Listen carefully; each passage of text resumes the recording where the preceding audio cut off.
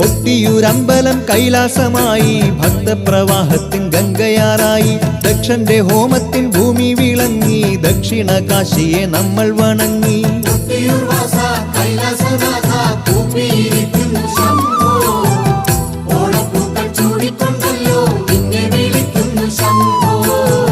സൃഷ്ടിസ്ഥിതി സംഹാരം ചെയ്യുന്ന മൂർത്തിയല്ലോ, സത്യശിവ സൗന്ദര്യമേകും കൊട്ടിയൂർ നാഥനല്ലോ. സൃഷ്ടിസ്ഥിതി സംഹാരം ചെയ്യുന്ന മൂർത്തിയല്ലോ, സത്യശിവ സൗന്ദര്യമേകും കൊട്ടിയൂർ നാഥനല്ലോ. കൊട്ടിയൂർ വാസ കൈലാസനാഥ കൂപ്പിയിരിക്കുന്നു ശംഭോ, ഓണപ്പൂക്കൾ ചൂടിക്കൊണ്ടല്ലോ നിന്നെ വിളിക്കുന്നു ശംഭോ. ദക്ഷനാകാലത്തൊരിക്കൽ ദുർഗാദേവിയെ പുത്രിയാക്കിടാൻ ബ്രഹ്മാവിൻ കാരുണ്യത്താൽ